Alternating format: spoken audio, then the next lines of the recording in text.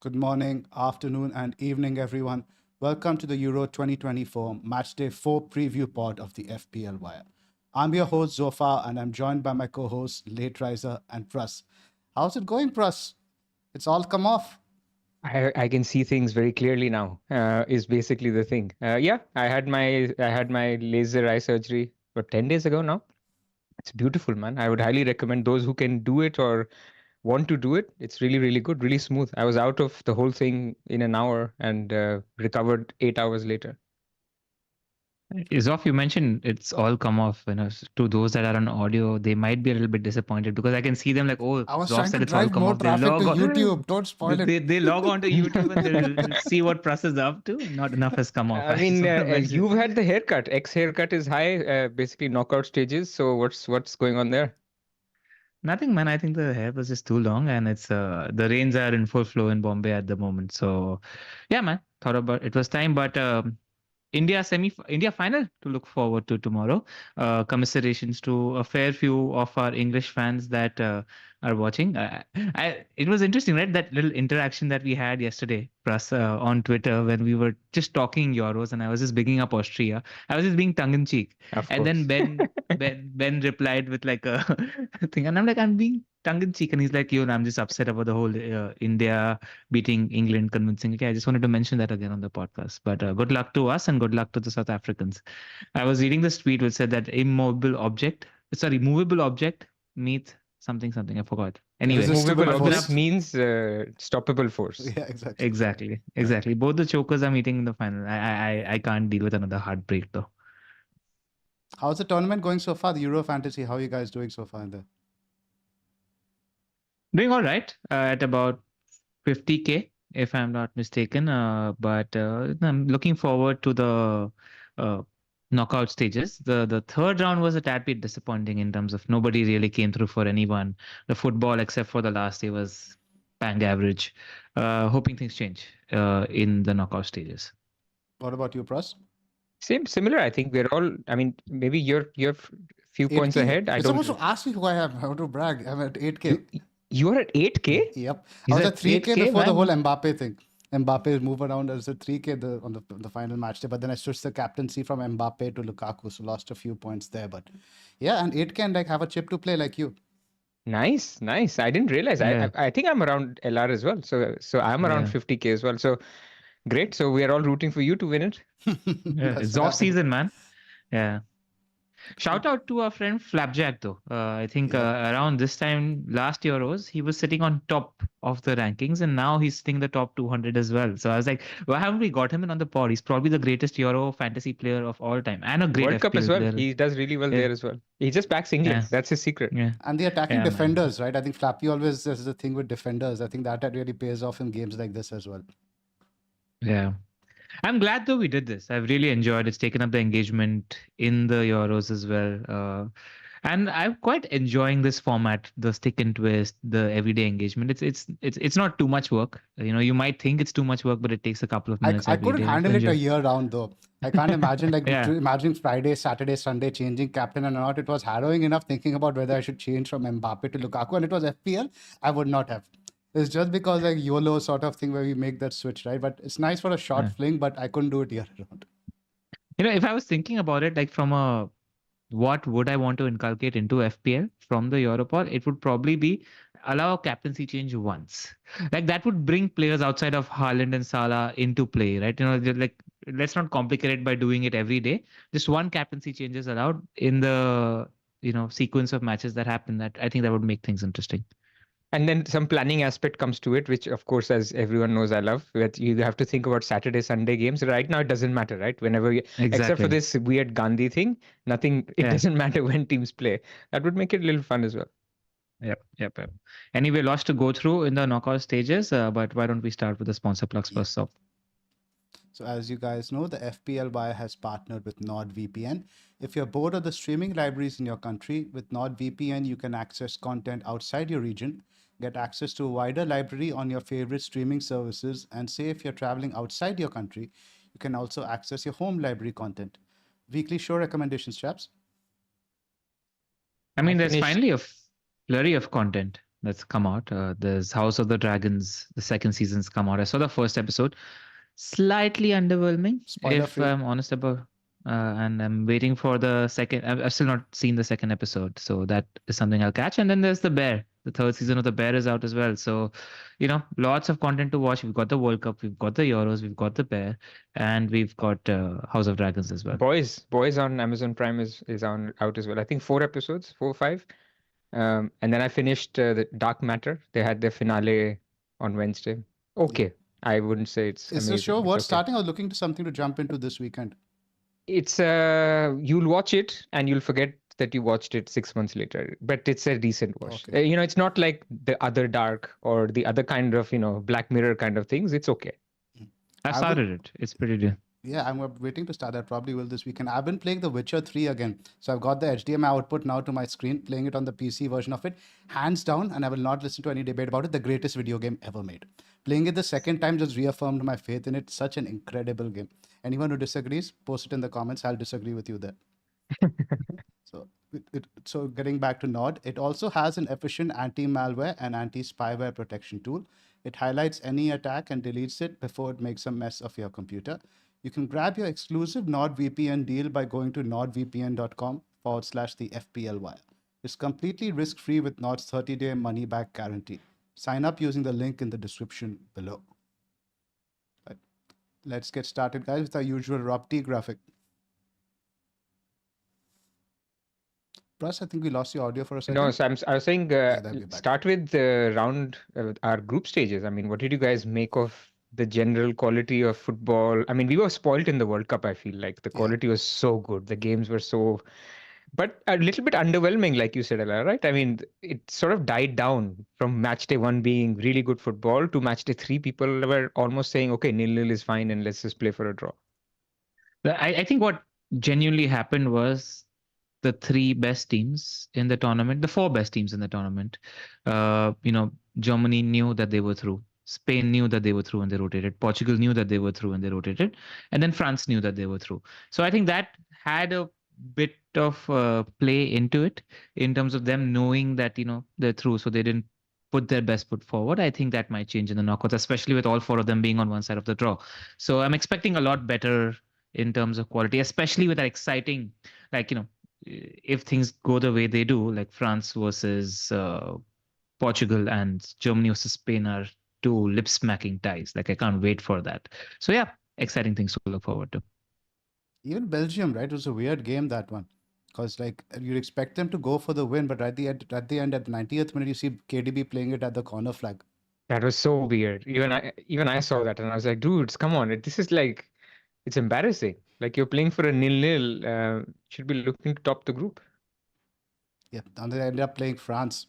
So I don't think they thought that one through. What did you guys think of a format? I mean, they've obviously moved from 16 teams going straight to quarterfinals to 24. Like, I'm not that much. I'm on one side, I'm happy. Feelings. Yeah, there's certain, you look at the quality of football that the teams who wouldn't be there, like your Georgia, Slovenia, Slovakia, you wouldn't see them there normally.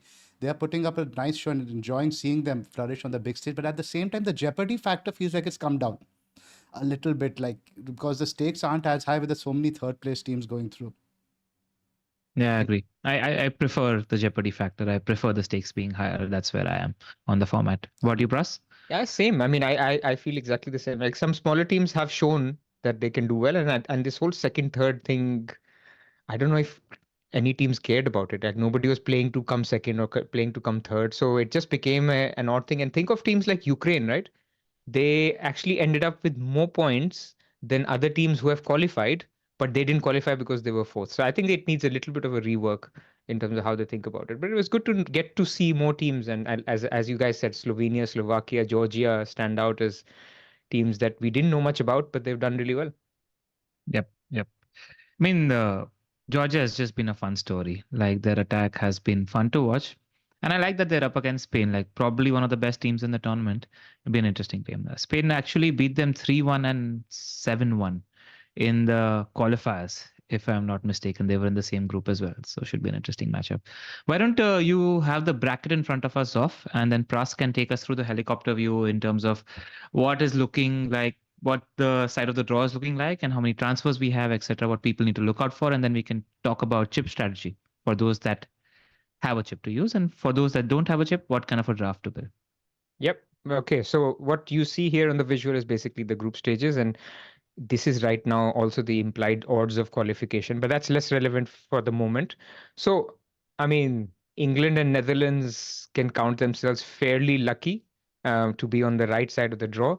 Austria's in there, so we'll talk about Austria, but it's still the fact of the matter is that the four teams that have looked the best are Spain, Germany, Portugal, and arguably France, because France, not a lot of goals, but they've been looking okay and they've created a decent amount of XG. So those four have all ended up on the same side of the draw, and the other side basically has England, Austria, Netherlands, Italy as the other teams, which are also decent, but it's not the same. So I think as people think about progression, now the difficulty that we will have is you want to target the teams that have looked great. But if you end up with, let's say, 4 Spain players and 3 Germany players, they will play each other in the quarterfinals. So Spain and Germany, likely, if they win their ties, they'll play each other. Portugal and France, if they win, they will play each other. So if you don't have a chip, you might need to balance things out in terms of both sides of the draw. So you'll need to think about, and both sides of the draw is important because you want to back the teams going far in the tournament, but also the fact that you want players on different days. So the quarterfinals, the left side will play first, the right side will play on the other day. So things like that we need to think about. In terms of rules, at this stage now, you can start to pick 4 players per team. This used to be 3, as you know. So, a lot of teams will sort of, Spain playing Georgia will have 4 Spanish players. That's the max, and that goes up. So it'll be 5 in the next stage, 6, and then obviously in the final you can have 8, 8 and 7 from the 2 teams. So that's in terms of number of players. And then you have to also think about transfers. So after this stage, there is basically, you're into the territory of 3 free transfers, then 4, and then 5. You cannot roll your free transfer anymore. So if you, let's say in the quarterfinals, you don't need transfers and you only have 2, third is burnt. So you cannot have rolled over to a 5. That's an important point to think about. I mean, what do you guys think? Is 3 less, or is 3, because 3 out of 15 is not too bad. Like, you can back Germany triple up, and if Germany's out, you can replace it with whoever else is in, or do you think actually people could get in trouble?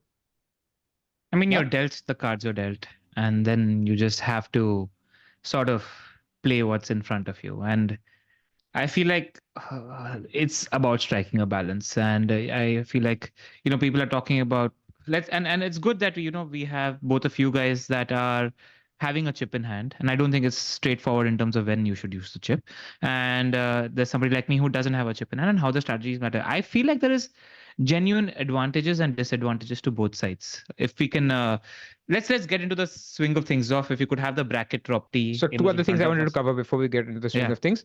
Budget is 105 now, so that's something for people to look at. There've been no price changes so far. They may be later, but just make your team now, and then that should 105 for current prices actually fairly good. People should be able to afford pretty much all the players you want, especially now that De Bruyne and Lukaku probably are not so popular.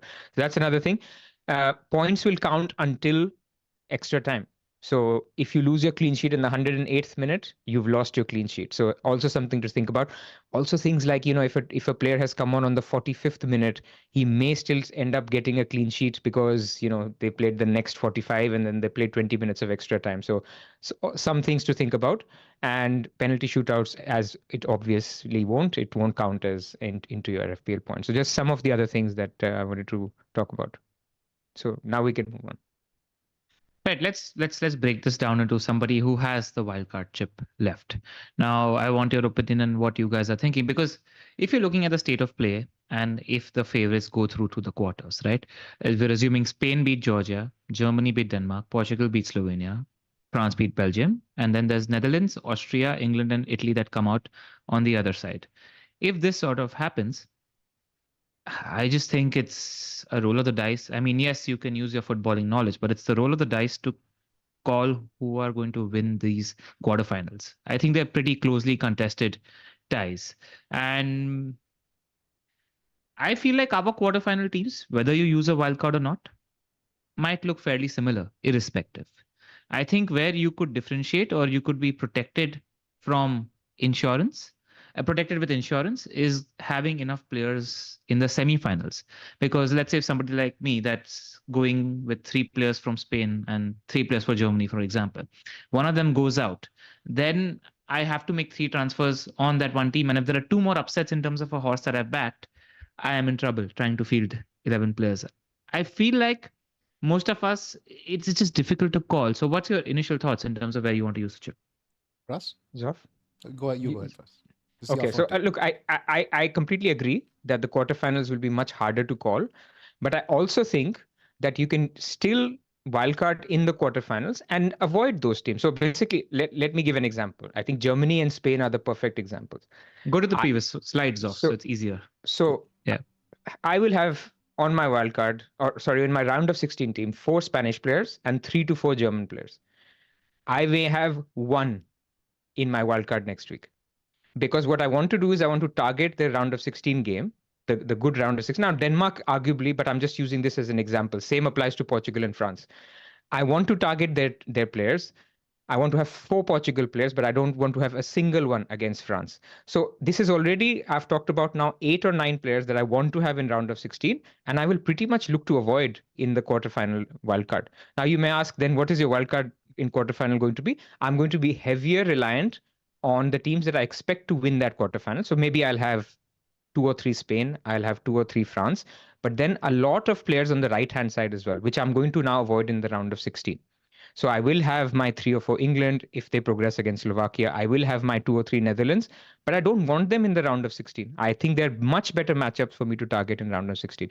And because I'm not overcommitting on Spain, Germany, Portugal, or France in my wild card, once I have 4 free transfers for the semi-final, I can pretty much then, if I'm wrong, if Spain and France end up losing, replace them with Belgium and Denmark. So that's basically the thinking at the moment. I want to chat it out with you though. So let's say I assume that okay, round of 16 is something where you can target the easier matchups on paper. Let's park that thought on the side because that's something I want to discuss as well. Yeah. But the question is, you're going to pick your horses, you're going to pick your winners. Like if it's Spain versus Germany, you're going to back the team you think is going to progress and get 2 or 3 players from that team and avoid Germany altogether. Or you could balance, like you could just have Gundogan, you can just have a striker Morata, or you could have another Nico Williams, and that's it. So you don't overcommit on that fixture. You don't have to have 5 or 6 players from that fixture. Yeah. 4 free transfers is a lot in the semi-final. Like I feel if you're balanced and you've made a team based on where your conviction is, I just feel because you're starting from quarterfinal, like what happens if your round of 16 team, there are upsets even in the round of 16? What if England go out to Slovakia? What if Netherlands go out? Then suddenly you have to fix that and take a punt on the quarterfinal teams. Like we are starting from quarterfinal fresh. Yeah, but I just think I agree that there is a definite advantage to using the wildcard at the moment.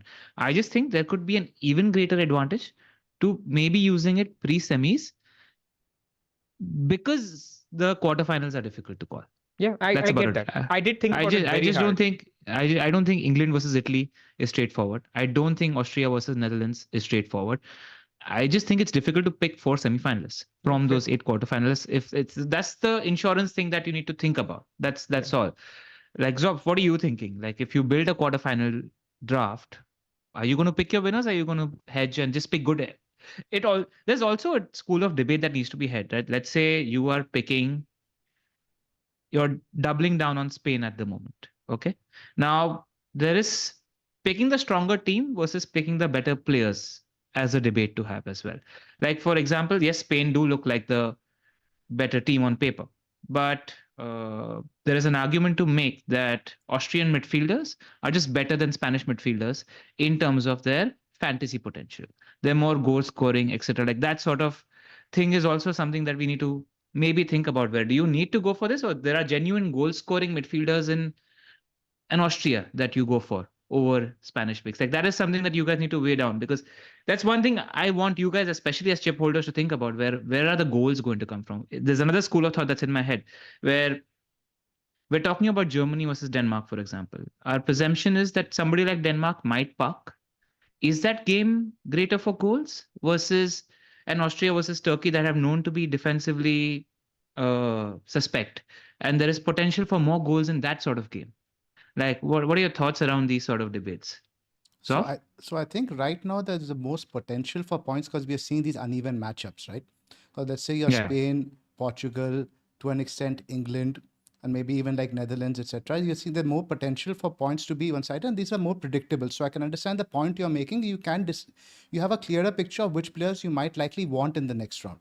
So that is obviously, I can see the point you're making. The semi-finals, you don't really know. You could pick your horses from the teams and not have if there are a few upsets, you could end up with 6 or 7 players or maybe even less in the semi-finals. But are there that many points to plunder in the semi-finals? Because let's say ultimately over there also, if you want to project to the finals, you're going to pick a couple of horses.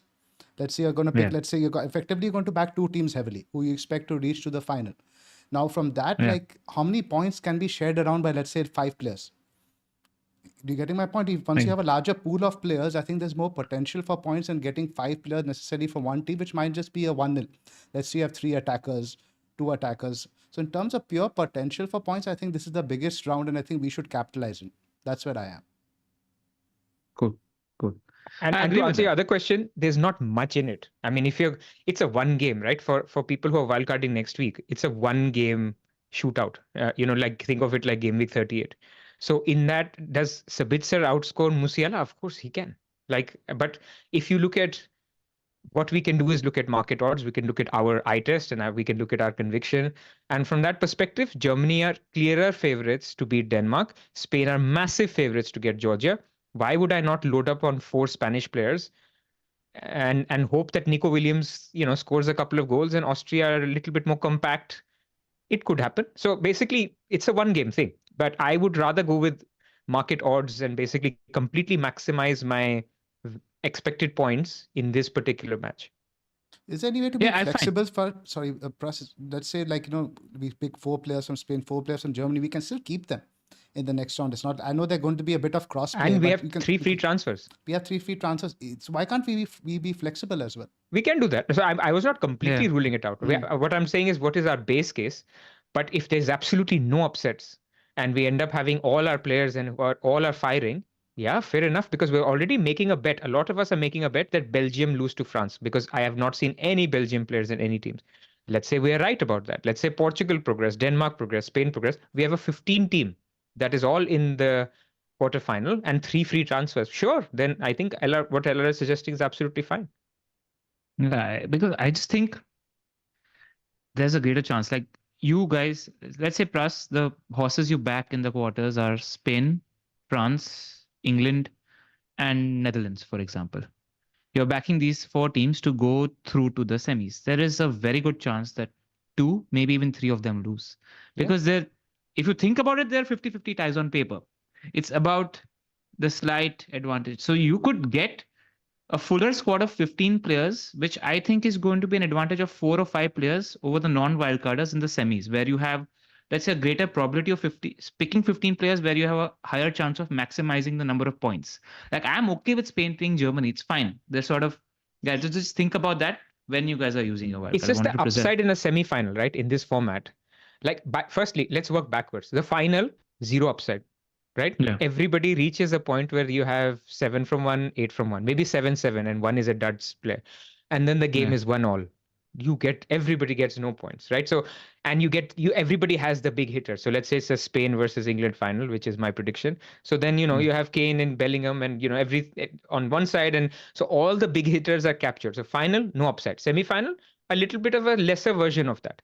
So let's say it is France versus Spain. Everybody will have Griezmann, everybody will have Morata, everybody, So your advantage of those 2 players is basically having Lenormand, or having. So these are okay. There is upside there, but you see where I'm going. Like it's not like a new team that you have an edge. Got it.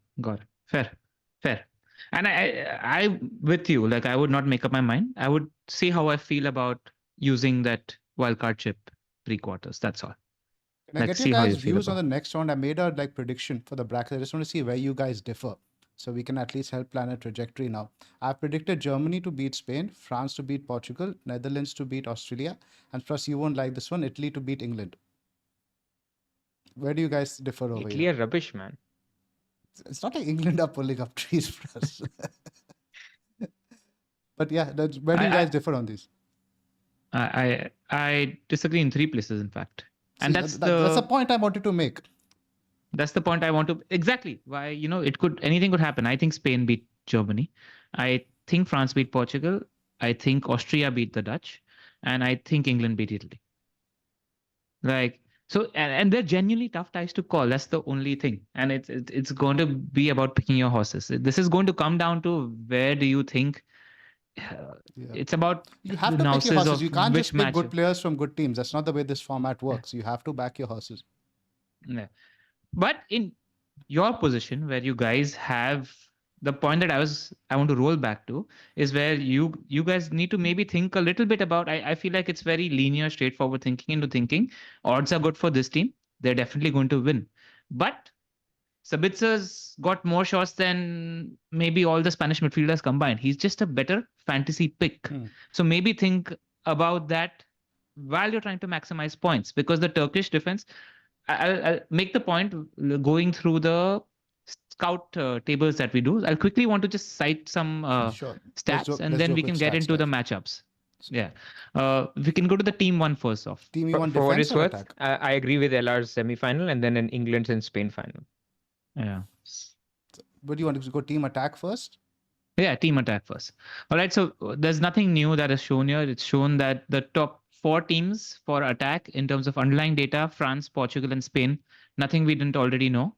Turkey are number 4.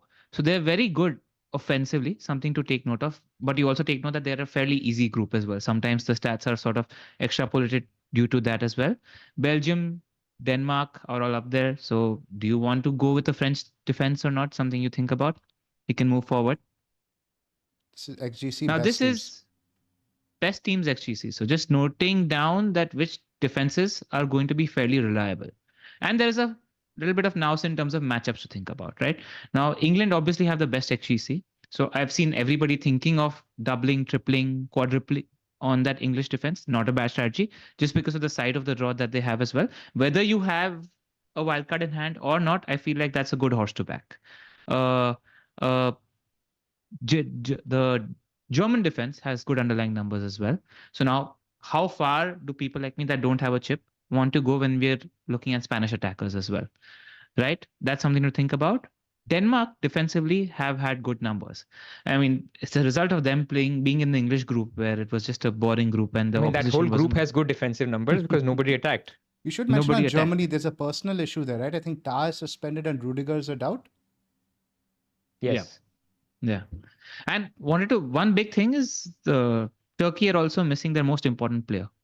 Kalhanoglu is suspended for this game, which is why I think it's improving and increasing Austria's odds quite significantly.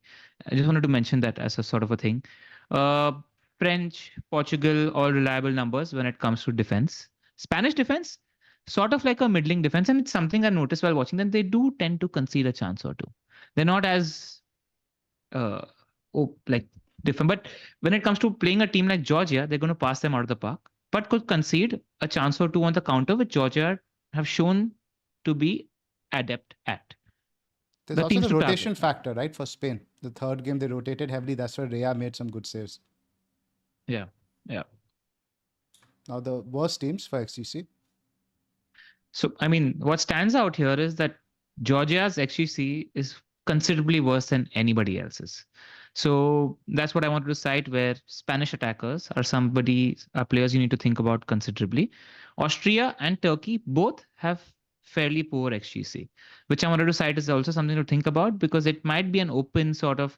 We've seen Ralf Rangnick play front foot football, so there could be goals in that game. Is something. But Austria played France and Netherlands, man. I mean, it's like a completely they could be better in defense, is what I mean.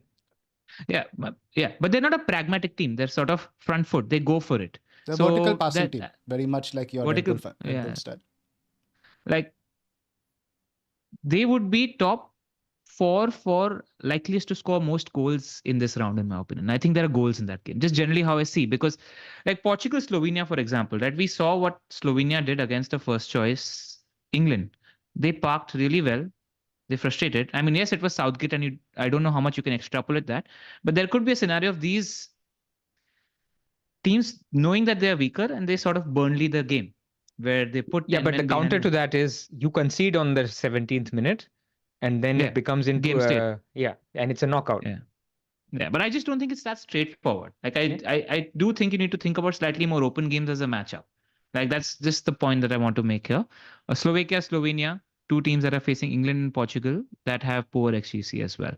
Just wanted to bring that out, and then I think we can get into the matchups and the matches. Let's have a quick run Anything through else? the player numbers. Anything you want to mention? Anything that stands out? I mean, your boy Griezmann, who I had him captain for that game where he racked up most of this XG. most of That these miss underlying was numbers. horrendous. Yeah, man. Yeah. But I mean, obvious names are there: Lukaku, Ronaldo, Mbappe. Depay has been really good and fairly unlucky so far. Ericsson has really good underlying numbers. Gundogan seems like the best pick from the German midfielders when it comes to underlying numbers. And then there is Fernandes and Sabitzer, who round up the good midfield picks. Just a underlying note numbers. here: there's no Spanish players because they didn't play. They will only play two games. Yeah, which is the same for Baumgartner as well. He was rested in the third game because he was on a yellow. And in general, it's entirely just a 3-game sample size, which is largely dependent on the opposition face. So only so much you can read into stats, really. Correct, but it's a useful thing. I mean, a Right. little plug not for something Scout. They've got all this in their members area. Let's give it a small plug as it is for Scout as well. Yeah, I mean, basically, I didn't even know until they shared it in some of their articles that they are capturing all the underlying data across the Euro. So I think this team stuff puts into perspective. Like we, as people who follow this podcast, know that we try to basically use what we see versus what the underlying data is telling us, and we see if there's trends to spot from it. And so in case of Griezmann, we know he got two big chances that probably captures about 1.5 or slightly less of his XG. So over 3 games, it's not so great. But in other cases, like Sabitzer, you mentioned, he's in the top 10. He's done well despite difficult fixtures, and that was non-pen XG. So that doesn't. Actually, he didn't take that penalty. Heartbreak, because I had him. So I felt bad for you. So he's still a good pick. So that's basically the data really helps in that regard. Yes, let's start talking matchups now, starting with day 1. So we'll do one thing when we're going through each match. We'll just generally talk about how we see the game going, and we'll think of it as picks from my point of view and your point of view in terms of non-chip users and chip users. I think that's just a good format to follow. Yes. Cool. So Italy, Switzerland, man. Zoff, how do you see this game? Can you call it? What's the thinking? It's a difficult one. Italy haven't looked too great. Switzerland have looked very decent, I think, in attack. I think this is probably the most difficult one to call, and the bookies agree. The most split odds of the entire round. I think I'm going to avoid this one completely. The advantage, though, this is being on the first day. You could take a punt. It's quite easy to substitute a player out in this one, but the only one I'd probably look is Dimarco and maybe Akanji. But that's somebody you're looking at from somebody who's got a backup of a chip to fall on. If you didn't have a chip, would you get an Italian player or two in your setup? They play England next, so I think you have to keep that also. I mean, likely play England next, so you have to keep that in mind. How do you expect Italy to go through further? Because you don't want to necessarily use a transfer there, right? Yeah. In fact, I would argue, Ella, that if you have a no chip, then actually a Dimarco or Califieri is suspended in this game. Yeah, that also is not ideal. So I think people without a chip can think about it. People with a chip are going to completely ignore this game. So people without a chip will think maybe a Dimarco, he has been super attacking. Now he's not very productive with being super attacking. But when you watch the game, you keep seeing him hanging out on the left-hand side, trying a cross, but he's not very good with those crosses. So, and Akanji, obviously, as you mentioned, ball recovery, genius, like Guehi. There's a pick that I really like from this team, and it's not Dimarco, it's Bastoni. He's really, really good for... Bastoni. Yeah, but I've been listening to the UEFA That's what I mean. Pod. I know where that reference comes from. It's a Sindhi brother. That's why I want to use. Yeah, it's a Sindhi brother, right? But he's great for ball recoveries, and he's been close to scoring a goal 2 or 3 occasions. I think he's got the most big chances amongst all defenders, if I'm not mistaken as well. So there's a pick where you're getting value for money when it comes to ball recoveries, and when it comes to big chance players as well. And there's something about supporting Italy, right? Like they show up in big tournaments, they show up in this now, they got the nows. So I have Bastoni in my current draft at the moment as well. So, but if Italy set up with 3 at the back and Dimarco's playing wing back, I might be tempted to shift that. So the advantage with Italy is that we get to see what the team is like, and I might be looking at a defensive pick or two from Italy. Correct. Anything Correct. else That is the further on first this game one? of the match day. So yes, you're right. We will have lineups. We won't have for the other teams, although these international teams are very leaky. Like you get to know like a day before a lot of these lineups. Yep. Germany versus Denmark. The news is that it's the rumors that Fulkrug might is be starting this one. I mean, the immediate thought that comes to my head is that's good for Middlestat, because Middlestat's I thought I plumped on him in Matchday 3, and I thought I was unlucky to not get a return or two because he puts in some beautiful crosses. They're just no target man in that German team. So that's one thing to talk about. And it could be not at the expense of Kai, but it could potentially be at the expense of Wirtz. So just something to think about. We'll probably get the German news on Saturday, I reckon. Yeah. So, but I think this is one of the teams where the best picks are very clearly in front of you in terms of Musiala and Gundogan are just potentially two of the best midfielders in the game, irrespective. Whether you're with a chip, whether not chip, I think they're just good fantasy picks because of what they offer. And there are not great midfield picks in the tournament. I think two of them stand out. Agree. What about Completely defense? agree. I think because the next round also you have to keep in mind where they will likely play Spain, and even here they might be without their first two choice centre backs. Do you even back the defense when you have certain other teams with like such heavy odds? I'm good looking to go there only for the price. 4 million for an attacking left back. Is price a consideration? My current draft, I had 5 million in the bank. I have 0.0 and I have Middlestat in my team. That's interesting. Just be on the lookout for news, because Rom looked really good in the 30-minute cameo that he had in the previous game as well. So I wonder if he gets that position, but be on the lookout for news because German news does tend to leak. Like, I'm not sure it's that straightforward. I mean, he was on a yellow. So my view is he was taken off because of that. They didn't want to suspend him. You have to keep in mind, because let's say he picks up a yellow here for somebody like you, LR, he's going to be suspended for the next round. Yep. He's not on my radar. German defense generally is not somebody I've considered at the moment. So if it is, it's going to be probably Middlestat or Rudiger. That's what I'm looking at. Rudiger may not actually make this game. He was injured, right? Yeah. We'll get news. Yeah. No Denmark picks. I think we're picking the straight up favorites. Yeah. I mean, unless you want to win the game and be full contrarian, then Eriksen is not a bad pick, but no. Best captaincy option of the day? Musiala, Gundogan, either one. Gundo. Yeah. Is Fulkrug better for Gundogan or worse? I think better. I would think generally you'd think these guys who play just behind the striker play better with a target man, right? Who can hold up the ball. But Kai does something similar. Kai is quite creative himself. Kai is good with general interplay in the box. I would have thought Kai is better for Gundogan. And I do expect Denmark to sit back for most of the game, which suits both Gundogan and Musiala, in my opinion. But Fulkrug takes my attraction towards Gundogan slightly down, I reckon, because Kai is much better with neat interplay inside the box. I just think I'm going to favor penalty takers in knockouts because you have 120 minutes now, like potentially. So and minutes should value a lot. I know Havertz took one, right? Yeah, but he was injured. Yeah, I think Gundogan's on it. Like the same. I agree with that. Second day, England, Slovakia. Over to you, Pras, your team. Where do I start with England, man? I mean, the thing is, this could go long, so I'll try to keep it short. Basically, the thing is, it's just the tactics. Like the team has outgrown the manager, right? I mean, the manager, Southgate started a team in the World Cup with Dele Alli, Lingard, Ruben Loftus-Cheek, Ashley Young in defense, Cahill. Cahill was okay, actually. And at that time, it was like, okay, he's being progressive, getting youngsters. Now it's a team of global superstars, and they play in a certain way, and it's just not working. Now, what I don't like is people's solution is just play this guy and then it'll all be fine. No, it won't be fine. Like if you replace Gallagher for Trent or you get Menu, you might get small marginal improvements, but the fundamental way the team is playing, the way they're creating spaces, the way the team is making runs, it's not going to change. The manager is not there of that level. So for me, I'm of an approach that I think you've got the best players on the pitch. Maybe a Palmer could make sense if Saka is not fully fit. We don't know that. Saka has been fine, by the way, in all the games. In fact, you can argue one of the best attackers. So I don't know, and I don't think that we need to change a lot.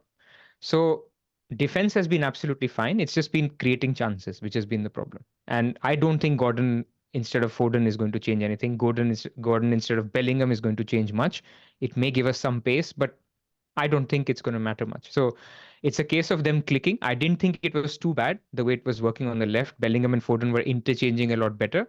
I think it's going to be the same team with Menu instead of Gallagher.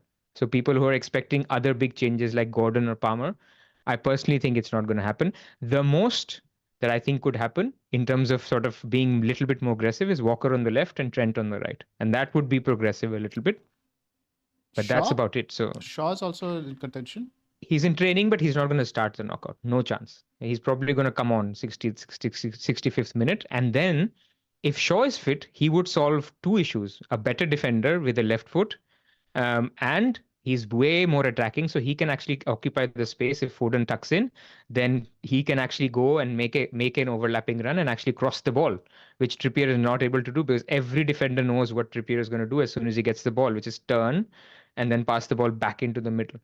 So lots to discuss on England, but I think people want to have a quick fix on if you do this, then everything will be fine. I'm not of that opinion. It'll have to be a little bit of, you just have to trust what we have, and we can't do more than that. We don't have a Pep, we don't have a Klopp as a manager.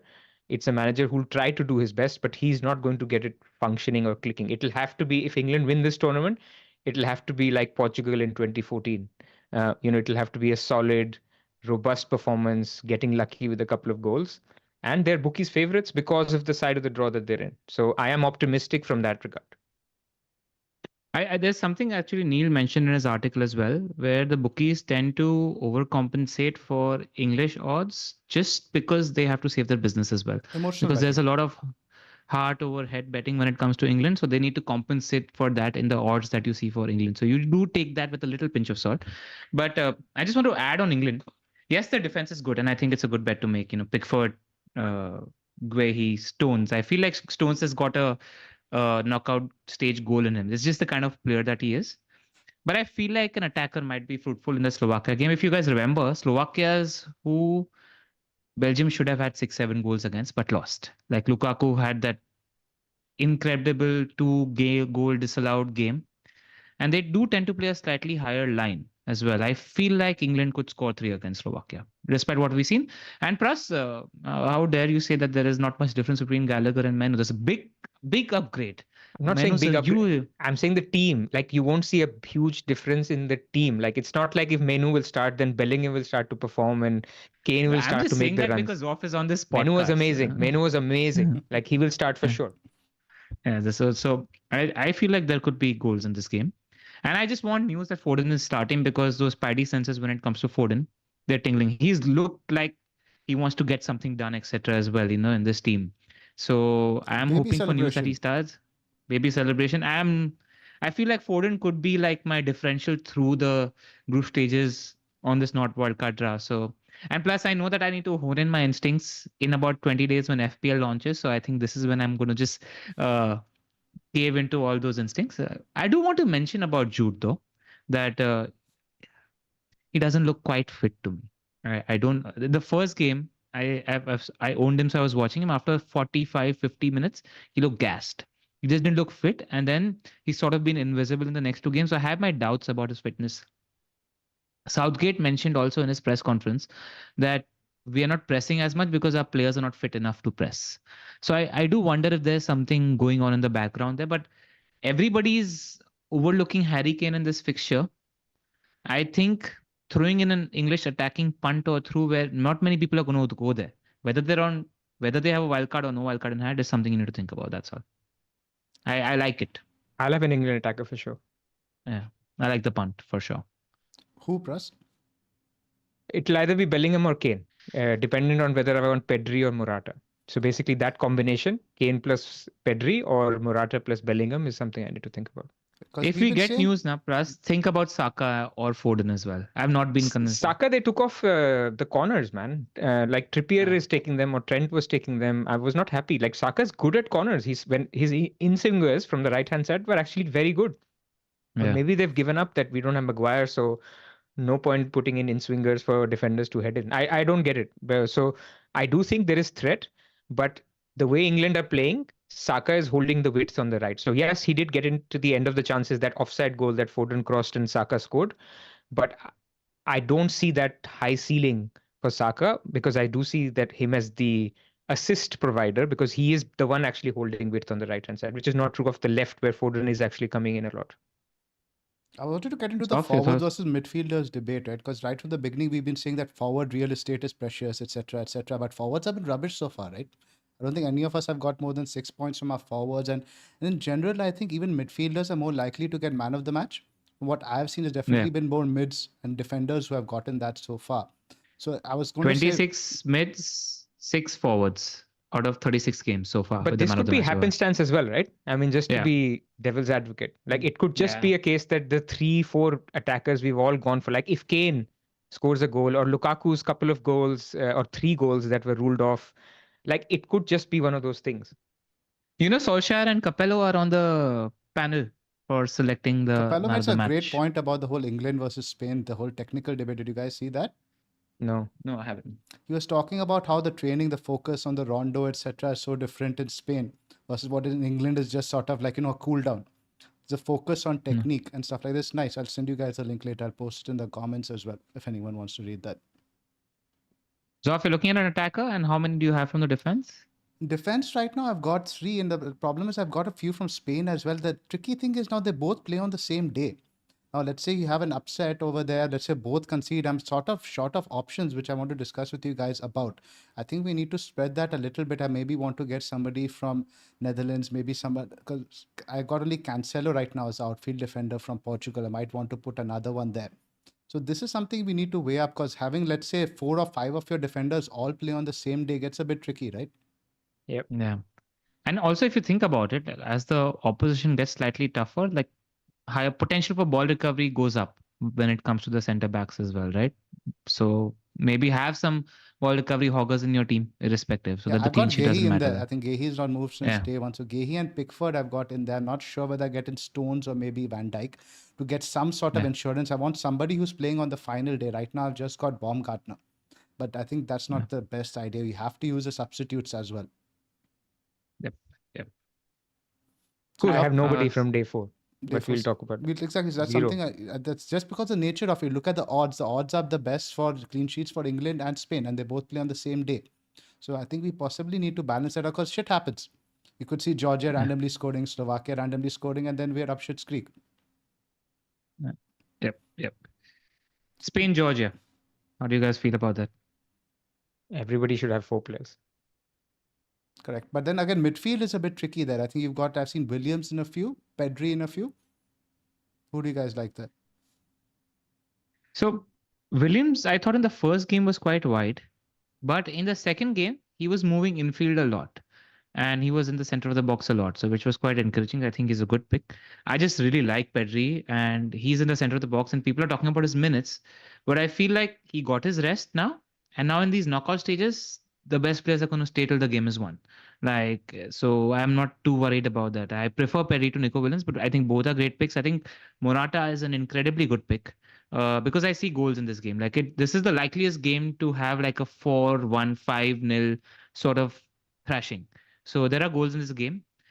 I would just be wary of how many defenders you want to go for, because after this, the clean sheet odds are not that great. And if you think about how the matchup is, where Georgia are going to sit and counter, they've got a potent counter attack team. So I wouldn't be man. He's so good. I wouldn't be surprised to see them sneaking one goal. That's the thing. Like I have more faith in the English defense than I have faith in the Spanish defense. From a matchup point of view, I would want to have 2 Spanish attackers, whether I have a chip or not.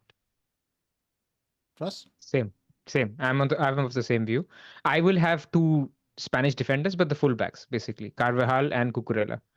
So there is some attacking threat there. I do agree that of the 2, see, basically England, the thing is, there is now a blueprint to play England. Sit back, let them have the ball, and they won't do anything with it, and you can still have a couple of chances in the game. So Slovakia, I expect them to do the same.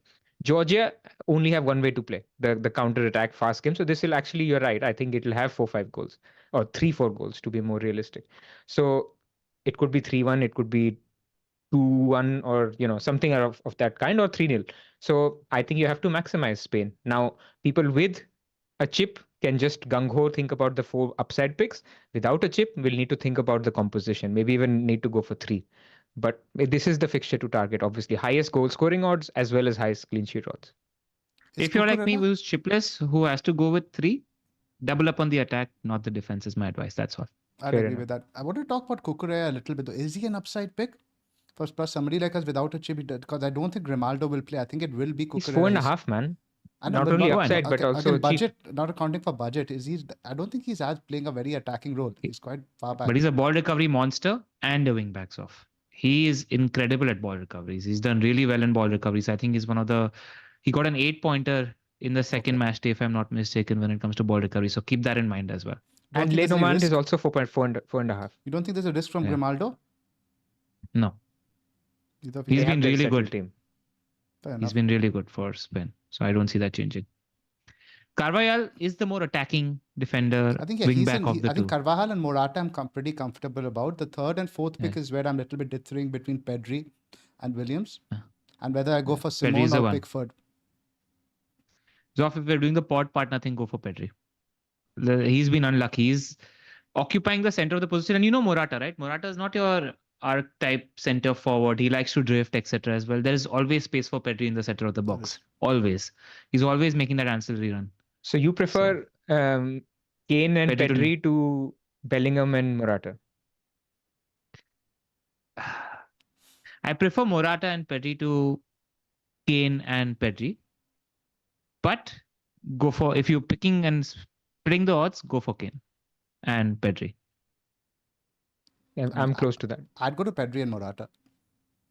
No, but I have 4. I have 4 already. This round is 4. Next round is 5, right? Yeah. You have Nico as the third? I have Nico. I really like. I watched Nico in the second game.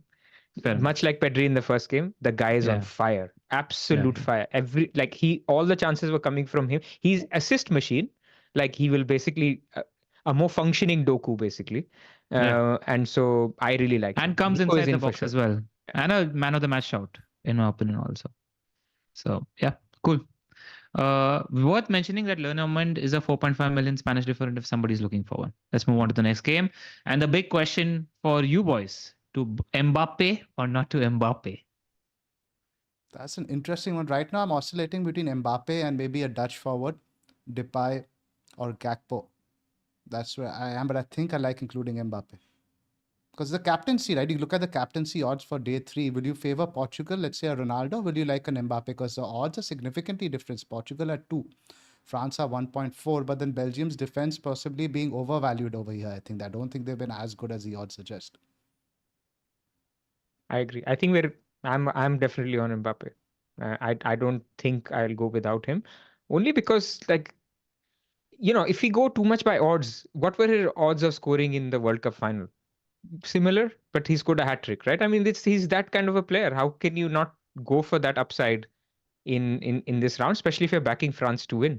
So I don't think, I was debating between Mbappe and Kane, and I was like, no, that's Mbappe has to be in. It's a captaincy factor for me, plus, because ultimately now on the day 4, all you're going to have is an Austrian attack really to captain, assuming you don't go for anyone. I'm going for nobody in day 4, but I'll talk about this in day 4.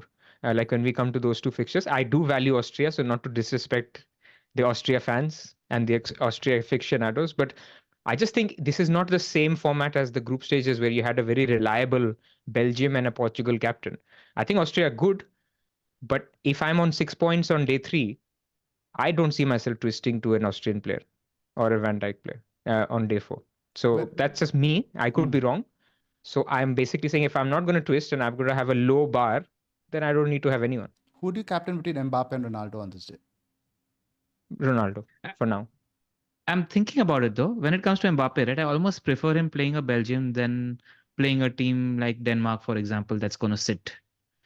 More space is good for him, and he's the outlet on the counter. I feel like Griezmann coming back into play in the last game, him and that other winger with the name B, I forget his name, Bakola, they were sort of coming in each other's way. I expect that to change against Belgium, and again, I don't like the Belgian defenders. I don't think they're good players like Castagna, Fes, Thiat, Vertonghen. Like, I won't be surprised if France put 3 or 4 goals past them, despite whatever the odds say. So I'm with Pras. I like this matchup for Mbappe. I think you need to put him in your team. That's how I feel about it. So who will they likely play? They play Portugal if they go through, right? France. Yes. So keeping that in That's mind, the explain your biggest. backing for you. I think it makes more sense, obviously, because you expect France to have a longer progression in the tournament, right? You should include Mbappe. Exactly. Like I talk about chip strategy from my point of view in terms of just general overview thinking once we're done with the matchups. That's all. France, who else do you like as picks? And would you be tempted to throw in a Lukaku or KDB at all? Not for me. No, Not for me, Theo no. Hernandez is the only other pick I think that Yeah. you could think about. But there's enough good defenders on day 2 that you don't have, and Portugal, that you don't have to go there. Yeah, Okay. I just need to think about progression also, right? Because I want players through and through the next round. That's why Theo is somebody who's featuring in my draft and somebody I'm thinking about at the moment. I'm also thinking about Magic Mike, who's due a penalty save. Just Man. in terms of thinking that 2 players that I like as keepers from either side of the draw, and France and England come out as the ones that I want. Whoever higher chance of progression. I don't want to spend a transfer in my goalkeepers because there's not enough upside there. That's why I'm thinking of going with Mike plus Pickford. Where are you in the goalkeepers on the which side of the bracket? And we had a bit of a debate in the Discord about this. Should you pick goalkeepers on both sides of the bracket or just back who 2 teams who you think are going to progress? Because you have to keep the days in mind also for the next round for your Yeah. goalkeeper, right?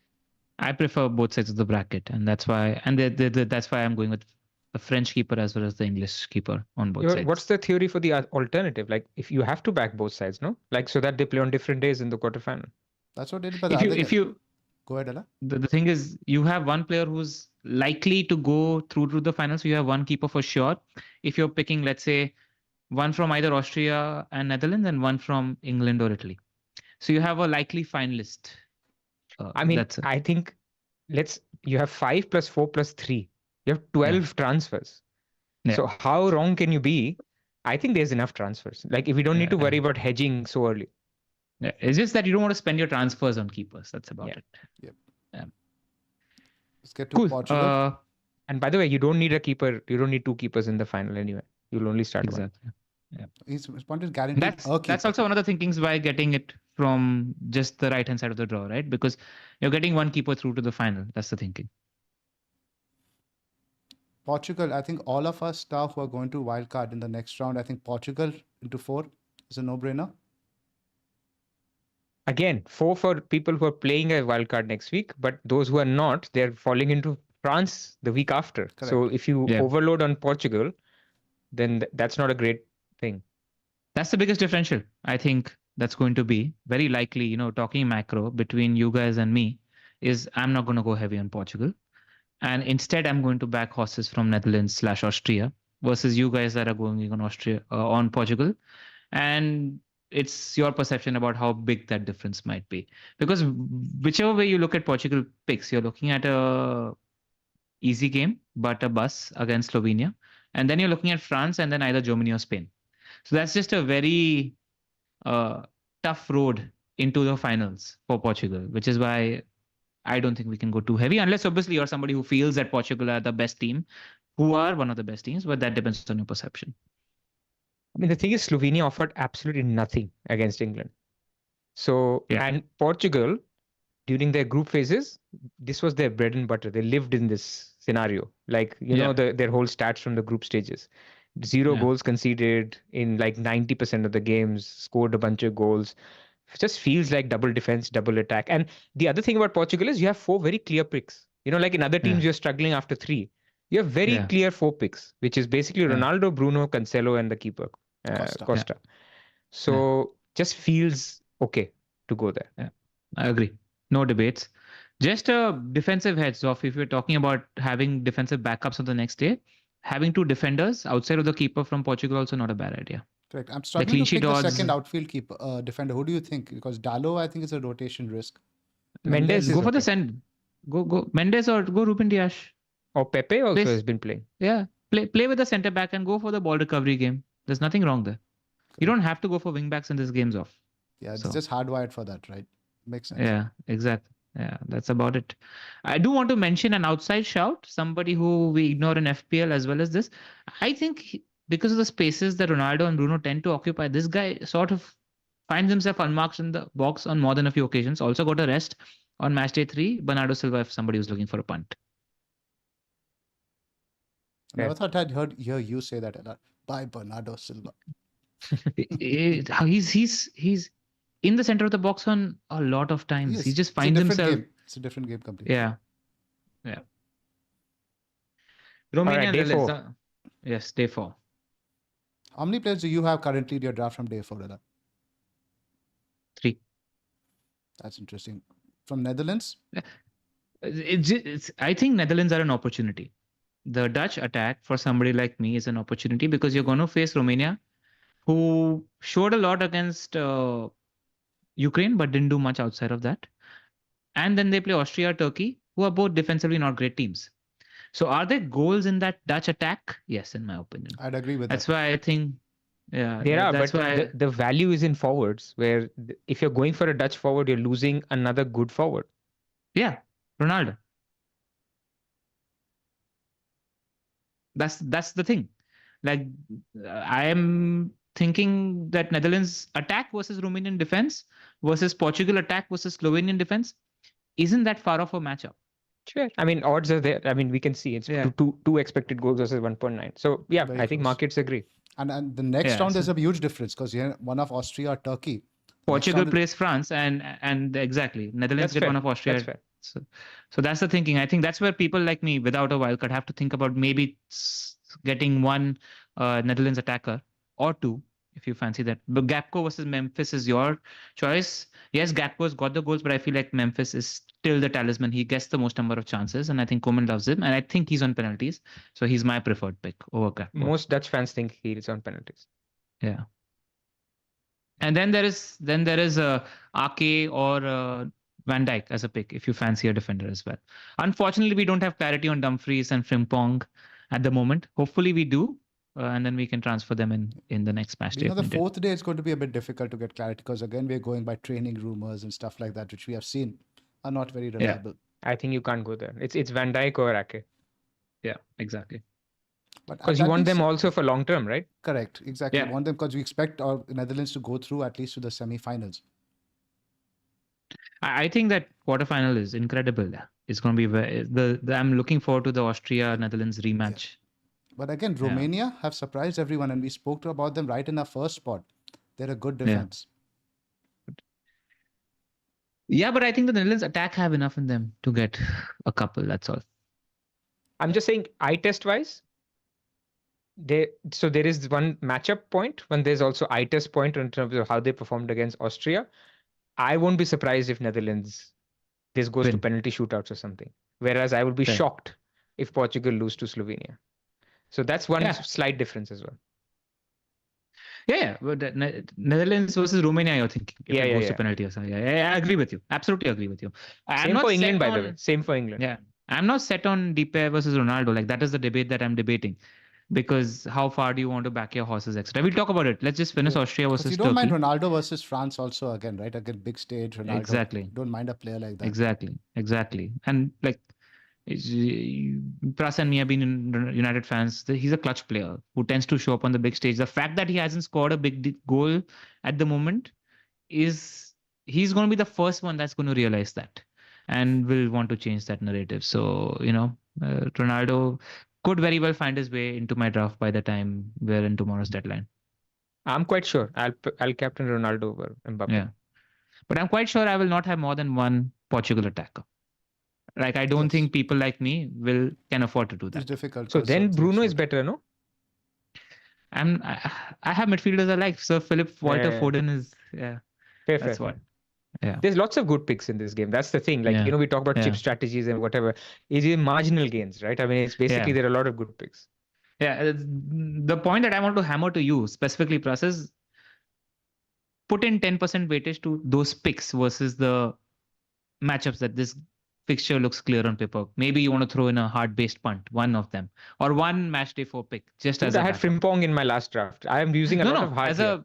a match Uh, day 4 pick. Like, Nothing is hitting my gut here. Like I was Yeah, a that is Sabitzer fan, and I captained Sabitzer over Griezmann, because Hmm. I do value what Austria are doing.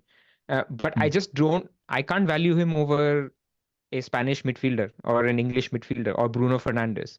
Um, For sure. For sure. For I sure. like Baumgartner personally over an English mid. Yeah, same.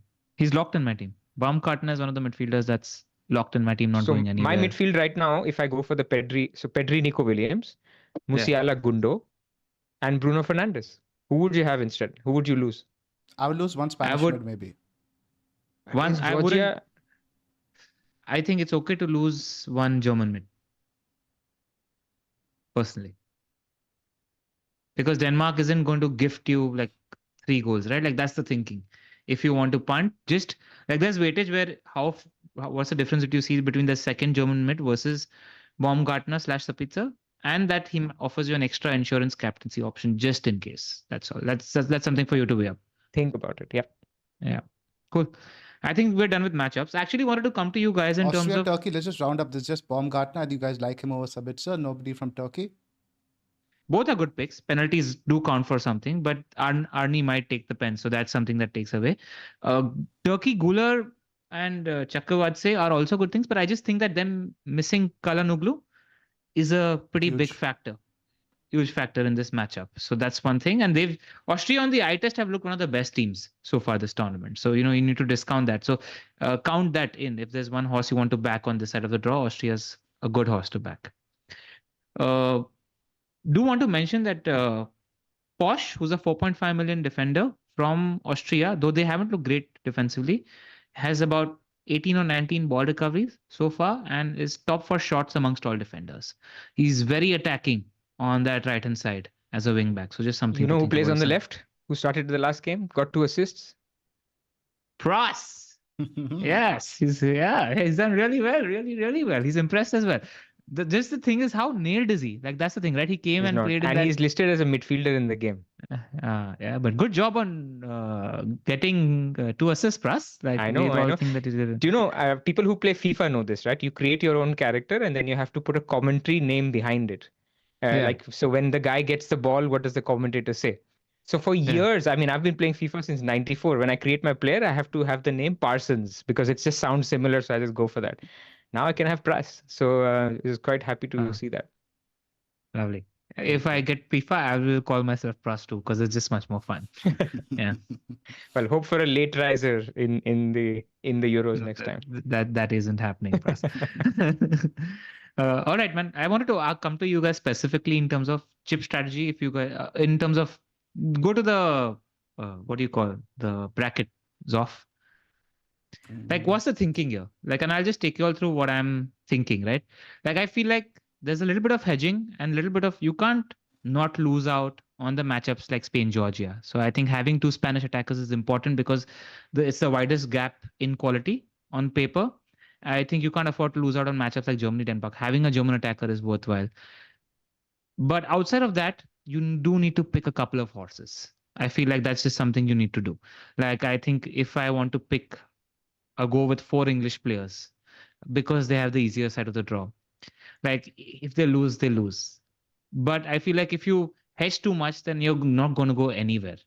I feel like hedge a little, but pick 1 or 2 horses is the macro strategy if you're in my situation. And if you screw up, man, it's fine. But I don't think you can be very conservative in But where do you having hedge 2 more, picks. in defense or in an attack? Because you're okay with losing defenders. You ideally want more attackers, right? That's how we are wired to play. Ideally, you want more attackers available than defenders as the rounds progress. So that sort of talks itself into a strategy, right? Because the English defense is fairly reliable. So maybe get 2 or 3 from England defense, and then you differentiate in attack where you're getting 4 transfers to spend on attackers later anyway. That's the thinking. Correct. Exactly. At the moment, going forward, you want to spend transfers in attack. That's exactly the point I wanted to make. Yeah. And I think, let's say even having 5 players in the quarterfinals from Spain and Germany isn't a bad thing. You're likely going to spend your 5 transfers to get 2 or 3 players from one of the teams out, right? So that's But you don't want to spend That's what I transfers think. again. Defenders, again, that's a problem picking them from Spain because they could potentially go out versus England who are more likely to progress. So when it comes to 50-50, you'd rather back more England defenders in your strategy. I think it's a tukka, roll of the dice off. I genuinely think if the results go as the way they do, like all the 4 quarterfinals are almost as equally 50-50. I don't think it's easy to call. I think Italy versus England is as tough to call as Spain versus Germany, for example. That's fair. I don't think it's easy to call that game. Makes sense. Should we discuss a couple of drafts that we have? Sure. Pras, how much time do you have? I have got 5-10 more. I also have 5 minutes. Let's just cycle So yeah, through really quick. This is from FPL Swede. This is for guys now who don't have a chip like you, LR. Give me your thoughts on this? So he's got Morata, Mbappe, and I'll read it out. Depay. It's He's easy on my got screen. Yeah, yeah. I'll read it out. Morata, Mbappe, and Depay up top. Fernandes, Pedri, Baumgartner, Gundogan, and Sabitzer in midfield. Kukurea, Walker, Stones, Gehi, Dumfries in defense with Neuer and Pickford. quadruple England defense. Yeah, exactly. I think you have to pick a horse. That's what I'm thinking. Maybe not as drastically as he's done. I would triple defense and get one English attacker in there. But this is the kind of thinking you need to do. Like he's got really good picks in attack. They're fairly well spread. All have good fixtures in terms of attack. And then he's picking a horse in defense. I think based on the horses you want to pick, this is the sort of strategy you need to adopt. Zoff, you made a great point of you wanted to spend transfers in attack. So maybe have a more differentiated attack. But you think about it, the more reliable points have been the defenders because of the ball recovery. Yep. Right. I just don't love, this is not a game for triple ups, quadruple ups in one position, because you have insurance. You have players coming on. You have 3 English defenders and they concede. You can't even actually replace them. Because they all play on the same day, right? You have Kukurea and you just have Dumfries replaced later. So this is something that you need to think about. Like you diversify across the days, and even if one English defender is a Ake, it's actually better. You're not losing a lot of odds, but you are diversifying. And in this game, unlike FPL, actually diversifying will help you. Yeah. It goes back to the baskets discussion we had when we spoke, Alan. Yeah. Or be prepared that, okay, you're screwed. That's about it. Like you need to have that threshold. Like if you want to go for it and play the flappy game and just win the whole bloody thing, then it's fine. But just know that your tournament might come to us. No, but you see my point. Like there can be 2 scenarios. England keep a clean sheet. In that case, nobody comes on, right? You don't need your defender. You don't even need your defender to come on. You don't need your... Yeah. You might only bring on Depay. In the other situation, England concede 2 goals. They all score 1-pointers.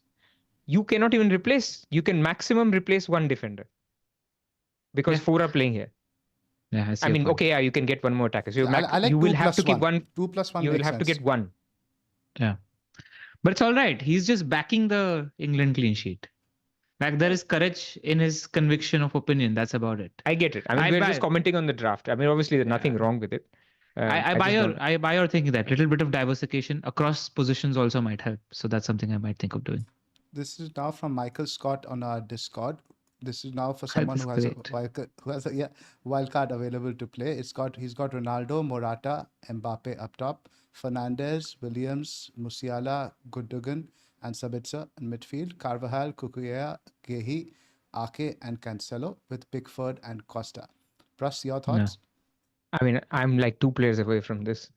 So I don't have Sabitzer and I don't have Ake. Instead, I have Mittelstat and I have Bellingham. But I might change that, like I mentioned, from Bellingham and Morata to Pedri and Kane. So that's where I would. Yes, Pras, my boy, get Pedri. I'm telling you, you will not regret it. Plus, I want to captain Kane day 2. So I think I will. Like I don't want to captain Morata, man. I mean, even if he's playing Georgia. Yeah. And I like Harry Kane, underrated pick. People are buying that whole thing, but I actually think Slovakia defense isn't that great. Who's Kane coming in for you, Pras, out of these 3 forwards? Morata. So I would have 4. I expect the herd is going to be on Morata. Yeah. I would have 4 Spanish, basically the 2 mids, Pedri and Williams, and 2 defenders that are here. I would have 4 Portuguese, which I think are here: Costa, Cancelo, Bruno, and Ronaldo. You would have 3 Germans: Musiala, Gundo, and Mittelstat. And you have 3 English in Kane and double defense. That's where I am landing, plus Mbappe. Yep. I'm very close on this as well. I've got another English defender in place for Ake, Baumgartner in place for this mid, Pedri in there, but otherwise it's pretty similar. I'm getting tempted into Kane instead of Ronaldo / Depay also. Plus, I'm thinking about it. Like let's see. I just where we can't see are myself Click in not one owning game, man. Morata because we are again going to get lineups for that Spain game while picking the Yeah. captaincy and stuff. I just can't overlook him. Yeah. You know, in the I Slovenia realize- game, that Foden offside, if that's not offside, England win that 3-0. And everybody are saying, okay, clear tournament favorites, easy side of the draw. It'll just take one small thing. So I would like to back an England attacker as well. Yeah, man. If any of you see that Foden's going to start, let me know. He's back in training, but he's back today, the juices on that pick are there for me at the moment. I just hope he starts. That's all. And Gov_FPL has a comment in the chat. Yamal is a good pick. If he wasn't a forward, I think we'd be picking him over even Nico Williams, Yeah. I think. But unfortunately, he's a forward. Yeah. Guys, just go with your instincts because you will need to curb them in a month's time when FPL is at our foot. So And don't. Some projections here from 11F5. Kane is second for goal involvement. So Yep. Kane, Mbappe, Ronaldo just works as the front three. Like I've been scrolling through Twitter and I've seen like 7-8 teams, all very different, and they all look like good teams, which is the beauty of the game. There is value in diversity. Like I think it was somebody who commented where we're not handcuffed by the 7-8 picks that everybody has in FPL, right? Like it's much more different, and then not the very few poor picks. there are no suboptimal picks. Let's conclude. So there's no suboptimal. But I'll tell you why. I'll tell you why that is. I mean, A is short tournament and people don't care. Of course, that's one. But the second thing is there's no Luton, Burnley, and Sheffield United. You know what I mean? Like there's only one Georgia fixture where okay, we are all now converging towards 4 picks. But after that, it's very hard to call. Like it's very hard to say if Austria fixture is better than the Germany fixture or not. So people can go with their gut. Yep.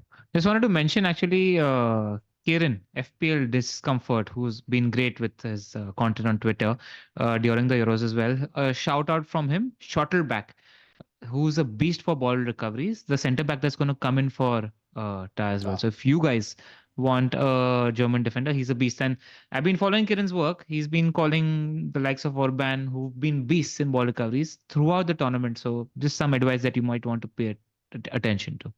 Cool. Great shout out. All right, that's it, boys. Yes, good job. It's been a pleasure doing Euros content with you. We're not quite sure whether we're doing a pod again in the Euros. In case we don't, best of luck, and we'll see you at the commencement of FPL. The last words need to be, it's coming home. Good luck, everybody. See ya.